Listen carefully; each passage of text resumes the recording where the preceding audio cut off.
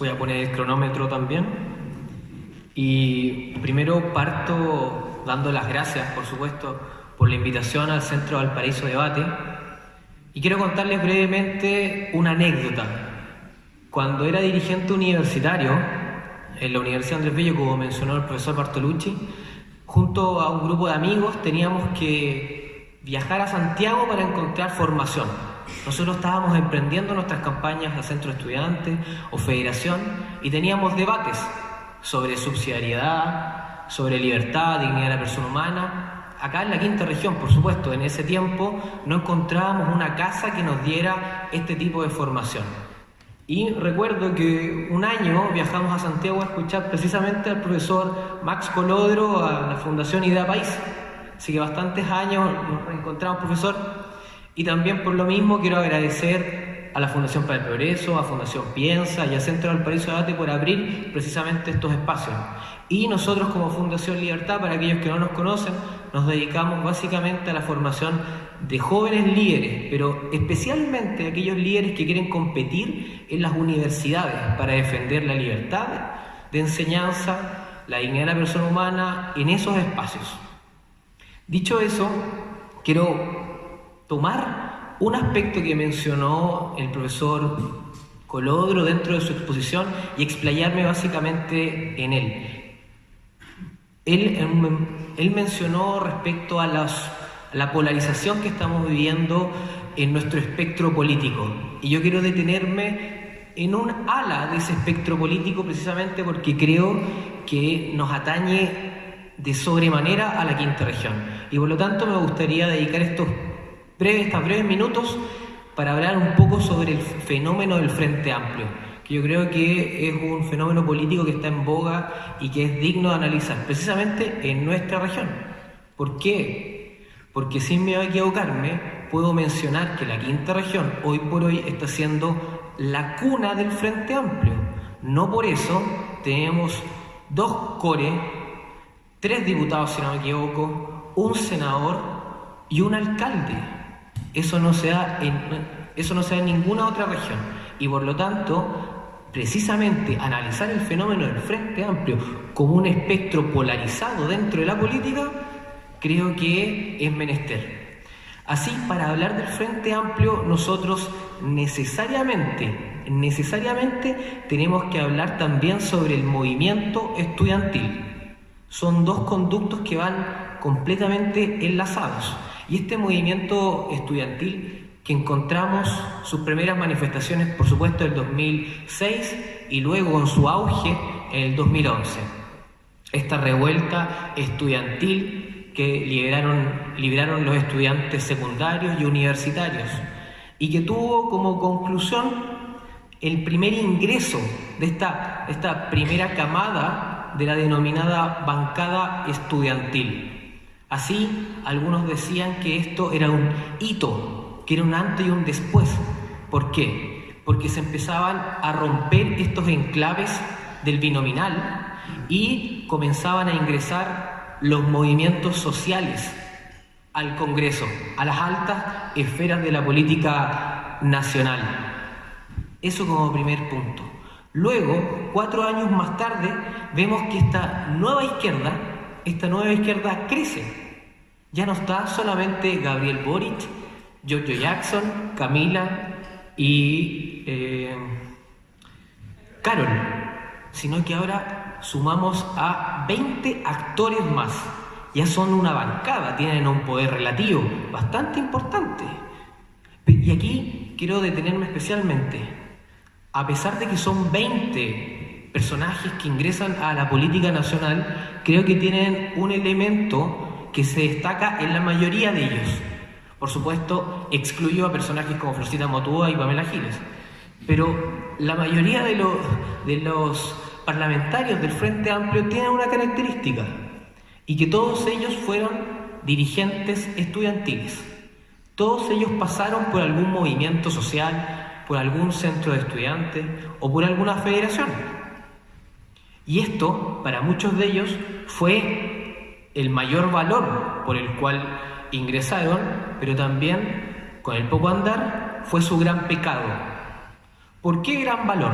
Porque por supuesto el bagaje que te entrega la política universitaria, las habilidades blandas, el manejo de conflictos, les dio un plus por sobre otros políticos. Pero también fue quizás su gran pecado. ¿Por qué? Yo quiero resumirlo en 3 principales razones. Una, al ingresar a la política tradicional e institucionalizada, inevitablemente esta bancada joven de la nueva izquierda se desconectó del movimiento social. Tuvo que sufrir esa desconexión con el movimiento social.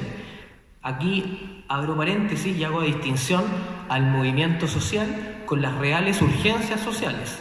El movimiento social puede ser No Más AFP, pueblos originarios, etc. Las reales urgencias sociales, de ellas no se desconectaron porque nunca estuvieron conectados.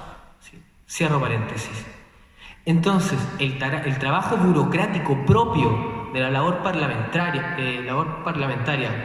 la exposición mediática, las luces, las comidas con 5 tenedores, hizo que se desconectaran inevitablemente con los colectivos, con los sindicatos, con las asambleas, con las comunidades de base.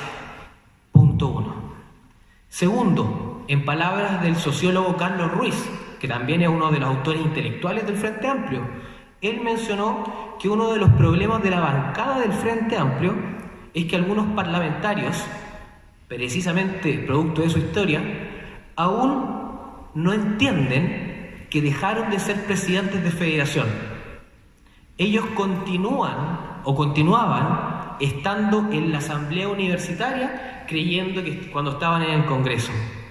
Es decir, seguían usando el micrófono parlamentario como si fuese un megáfono. Y este delirio de micrófono se debía en buena medida por la falta de experiencia, por el resquemor al trabajo institucional y por no superar las lógicas de una asamblea universitaria. Punto 2. Y el punto 3, como una segunda derivada de lo anterior, es que los parlamentarios del Frente Amplio, precisamente al no saber superar esta lógica o las dinámicas de una asamblea universitaria, es que traspasaron los conflictos del Frente Amplio al movimiento estudiantil y los conflictos del movimiento estudiantil al Frente Amplio.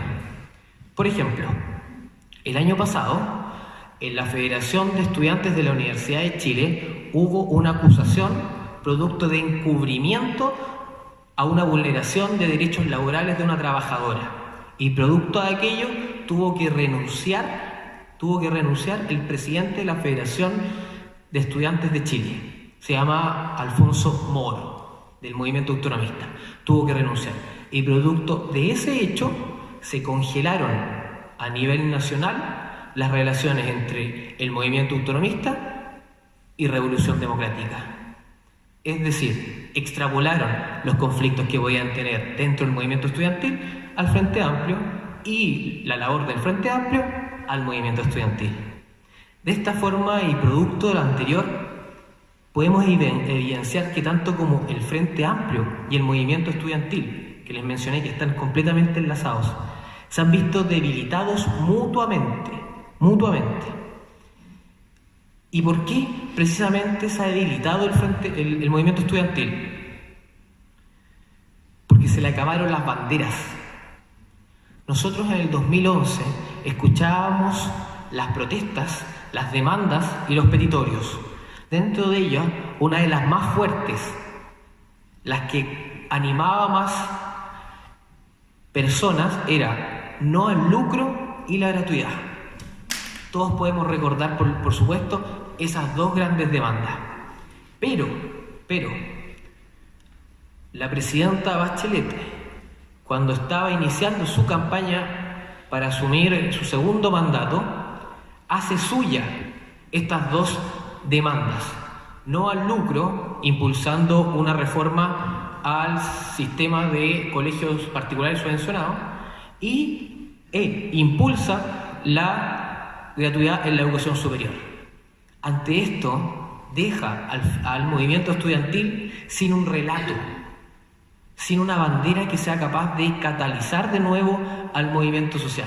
Y por lo tanto, durante todo el mandato de la nueva mayoría, el movimiento estudiantil estuvo en mute, porque habían quedado sin relato propio. Y seguir impulsando la gratuidad, por ejemplo, una gratuidad universal que abarque al 40% faltante respecto al 60% que ya está cubierto, no le hace sentido absolutamente a nadie. Ni las capas medias ni las capas bajas de la sociedad pueden apoyar una demanda de esta envergadura. Es decir, al ciudadano a pie no le hace sentido pagar la educación de los más acomodados. Y dentro de esto, por supuesto, el Frente Amplio acusó recibo. El movimiento estudiantil también acusó recibo. Y ustedes se podrán dar cuenta que han empezado a buscar nuevos escenarios de conflicto. Han empezado a buscar nuevas banderas que sean capaces de movilizar. Y están ocupando una receta muy antigua, muy antigua, que en palabras del presidente de la Universidad de Chile, de la Universidad de Santiago, Juan Pablo Latorre, nos dice, básicamente, se debe caminar hacia el levantamiento de un pliego social capaz de sintetizar las demandas estructurales de cada uno de los movimientos sociales que han logrado tener un desarrollo propio durante este siglo.